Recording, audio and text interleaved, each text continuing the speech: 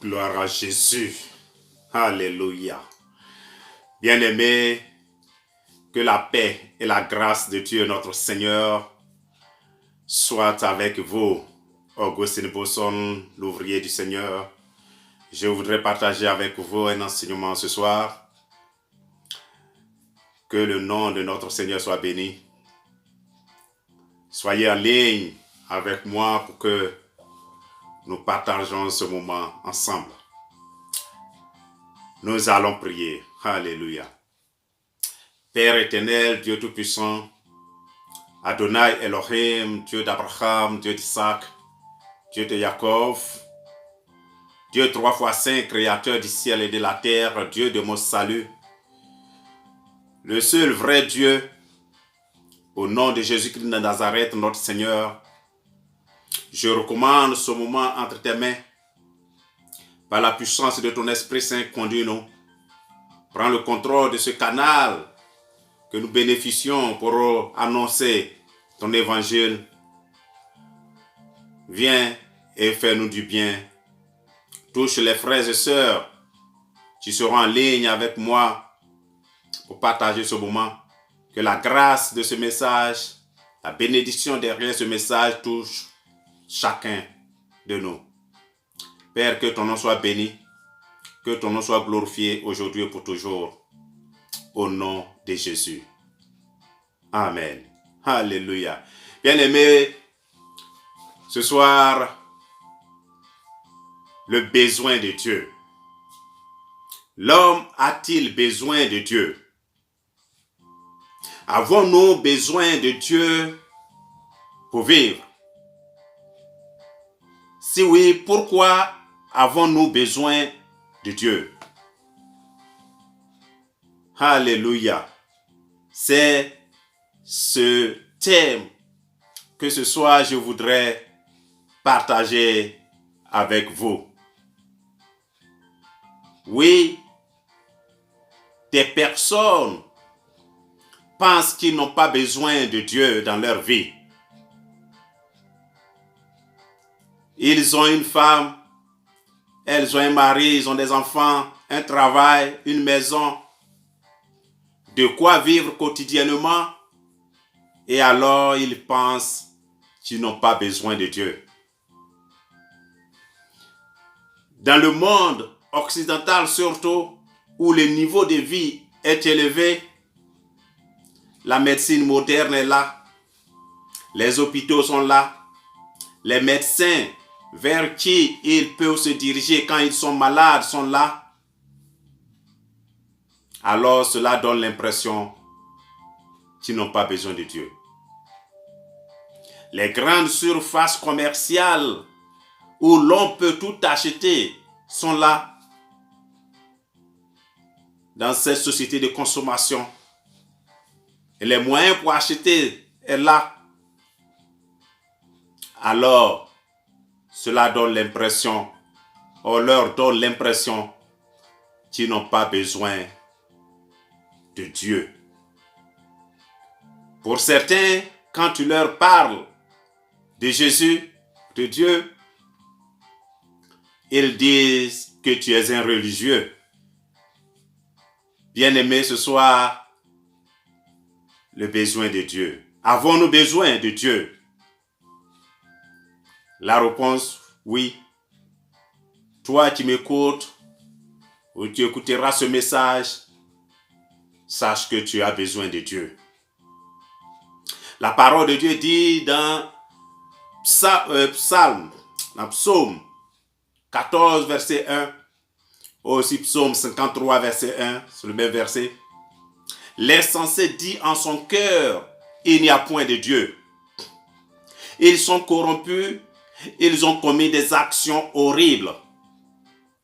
Il n'en est aucun qui fasse le bien. L'insensé dit en son cœur, il n'y a point de Dieu. Alléluia. Bien-aimé, l'insensé ne viendra pas devant toi et dire de sa bouche qu'il est insensé. Mais dans son attitude, son comportement le révèle. Dans sa vie de tous les jours, il n'y a pas de référence à Dieu. Il ne fait aucun cas de Dieu. Les actes qu'il pose, son style de vie, ses actions montrent bien qu'il est insensé. Et on peut le reconnaître. Il pense qu'il n'a pas besoin de Dieu. Bien-aimé, toi qui m'écoutes, tu as besoin de Dieu. Nous avons besoin de Dieu.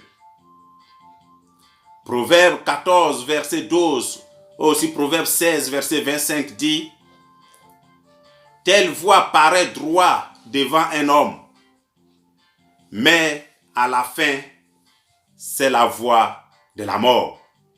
Oui, un chemin, une voie, une direction, une ligne que tu as choisie peut te paraître droit,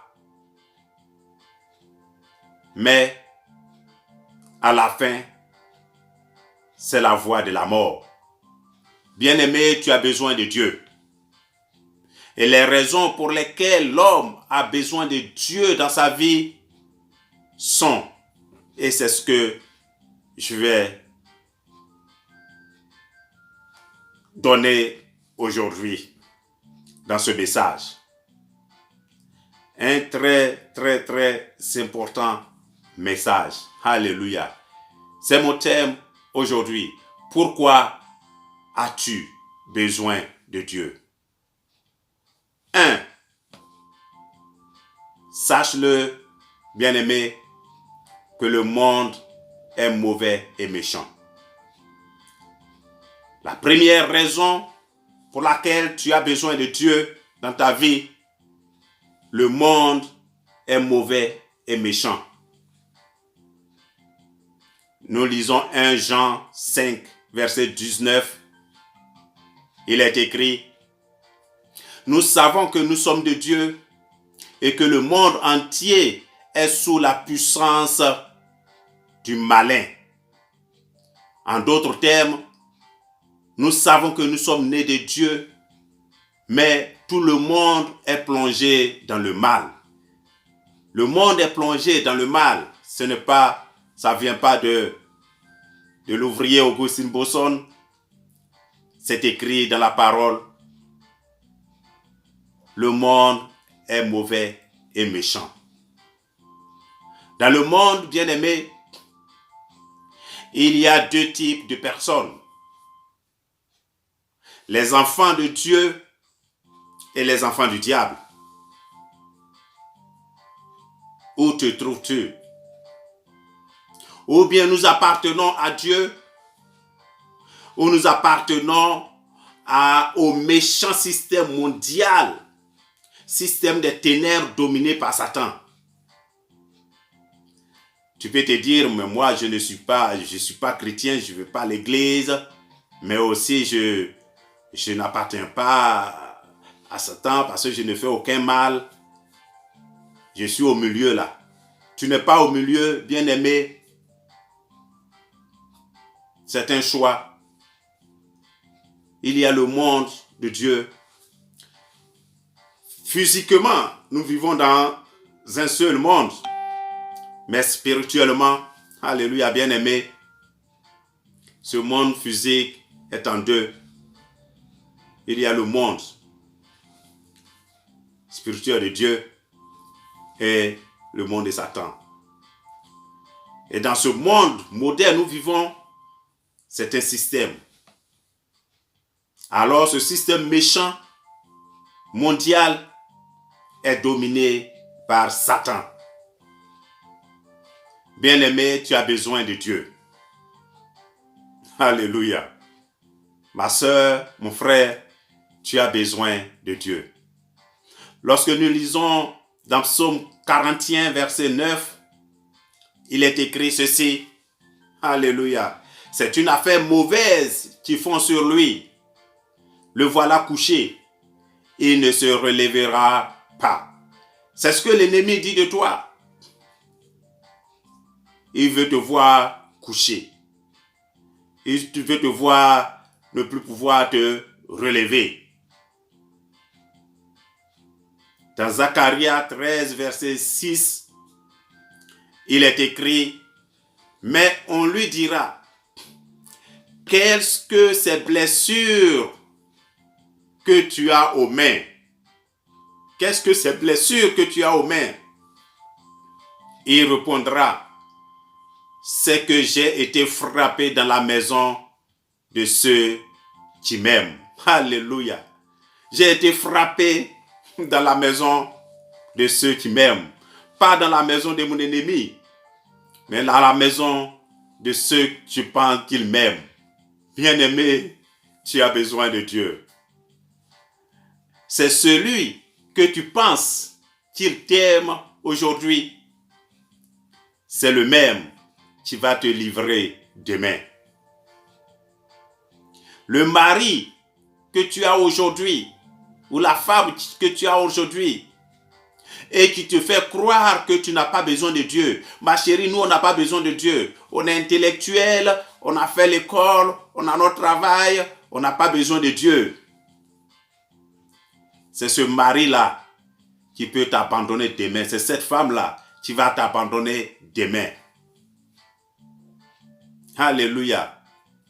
Ta femme peut te quitter, ton mari peut te quitter. Même tes enfants peuvent se séparer de toi. Le monde est mauvais et méchant.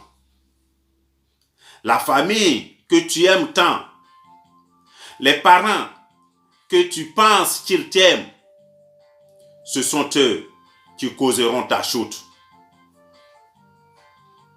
Oui, bien-aimé, le monde est mauvais. Et tu ne peux pas réussir sans Dieu. Tu as besoin de Dieu. Tu as besoin de Dieu. Alléluia. Oui, nous avons besoin de Dieu.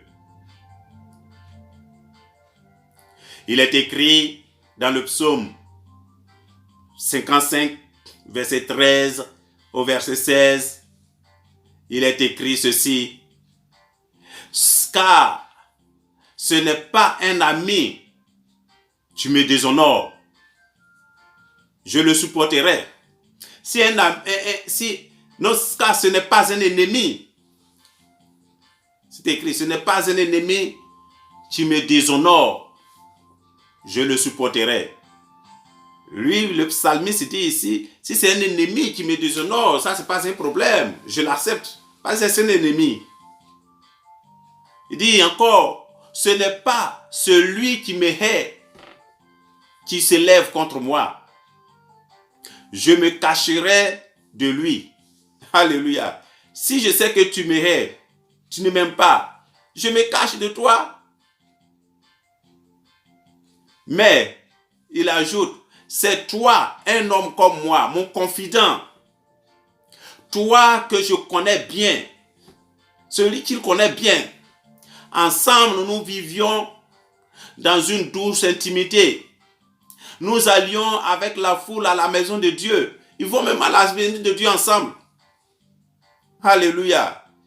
Que la mort les surprenne. Alléluia. Que ceux-là, ceux qui intiment, que tu connais bien, que tu penses qu'il ne peut pas te faire de mal, c'est lui-même qui sera la base de ta chute. Et le psalmiste dit, nous allions même avec la foule à la maison de Dieu.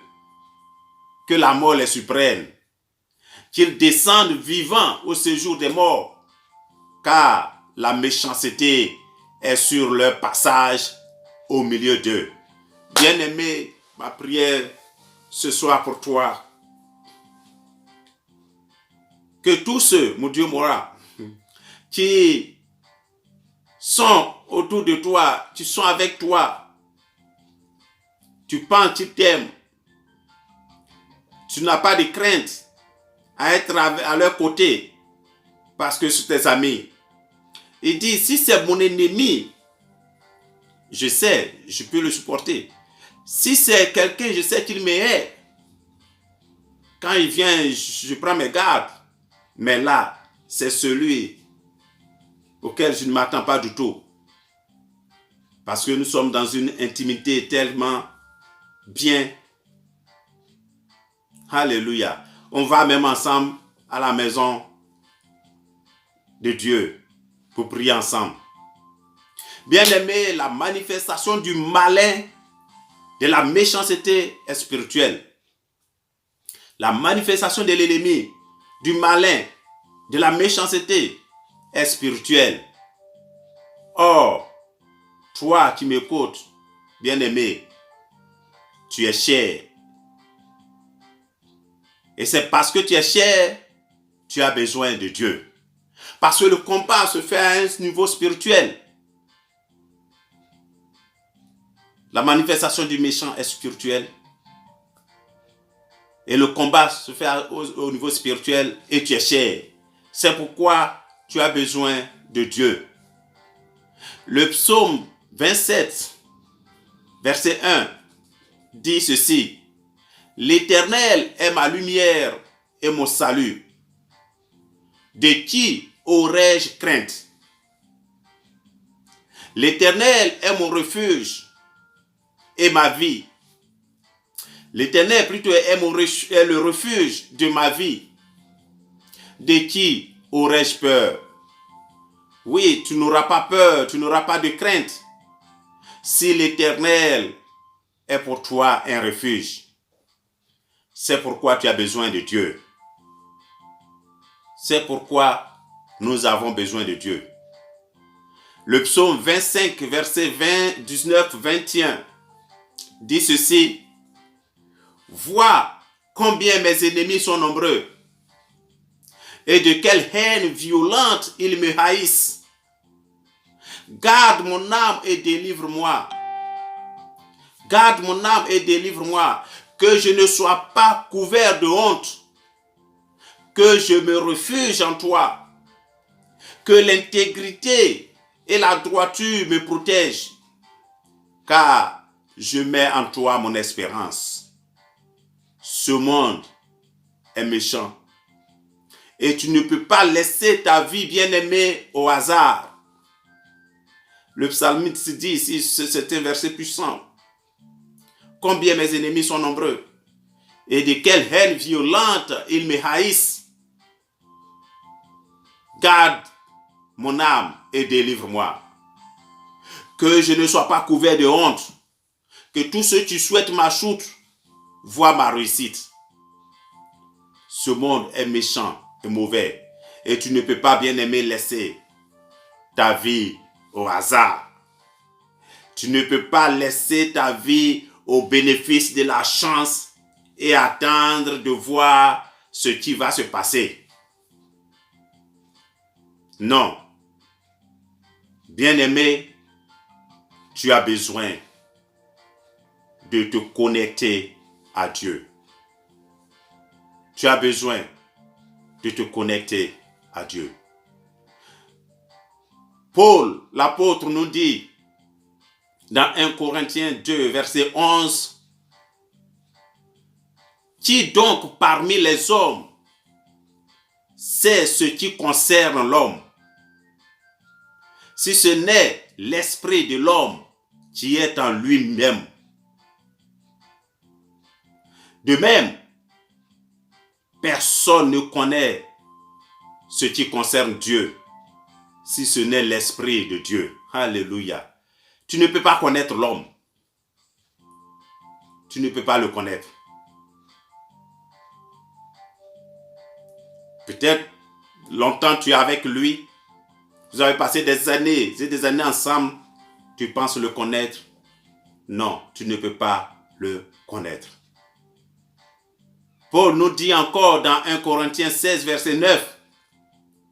Car une porte s'est ouverte toute grande à mon activité et les adversaires sont nombreux.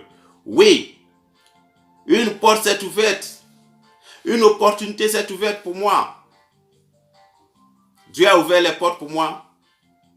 Les ennemis aussi se sont levés contre toi parce qu'une porte s'est ouverte pour toi. Plus les portes s'ouvrent pour toi, plus l'adversité grandit. Donc, laisser sa vie au hasard, c'est mourir avant son temps. C'est mourir avant son temps. Tu ne peux donc pas laisser ta vie au hasard. Le psaume 68, verset 2 nous dit, Dieu se lève, ses ennemis se dispersent, et ceux qui font le mal, ceux qui le haïssent, s'enfuient devant sa face. Bien-aimé, ma prière pour toi ce soir, que Dieu se lève sur ta vie, que Dieu se lève sur ta maison, que Dieu se lève sur ta famille, et que tes ennemis se dispersent. Que tous ceux qui te haïssent fuient devant ta face. Alléluia. Ésaïe 48, verset 22 nous dit, il n'y a point de paix, dit l'Éternel, pour les méchants. Alléluia. C'est ma prière. Qu'il n'y ait point de paix. Qu'il n'y ait point de paix pour les méchants.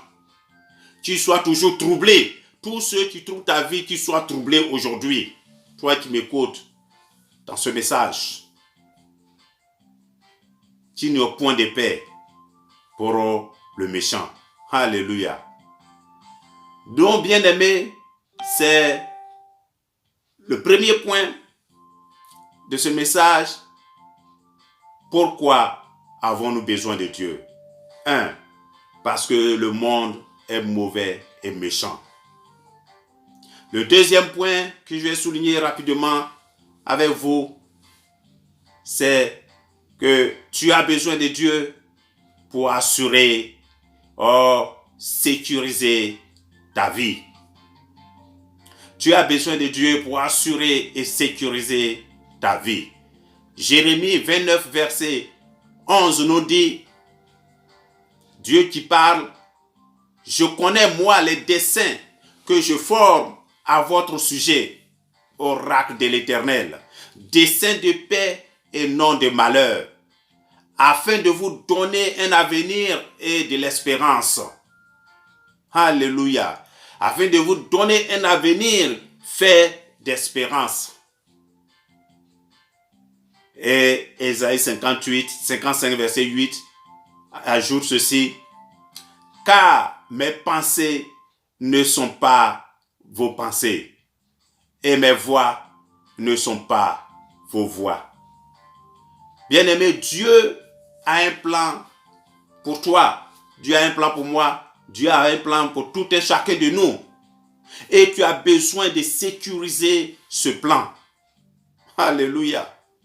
Dieu a un plan pour toi, mais l'ennemi peut se lever contre ce plan. Donc tu as besoin de sécuriser ce plan. C'est pourquoi tu as besoin de Dieu. Demain est comme un projet dans lequel tu dois investir. Peu importe la situation que tu traverses maintenant, si tu investis dans demain, ton futur sera meilleur que ton aujourd'hui. Si tu investis dans demain, l'année prochaine sera meilleure que cette année. Et donc, bien-aimé, tu as besoin de Dieu. Nous avons besoin de Dieu. Alléluia.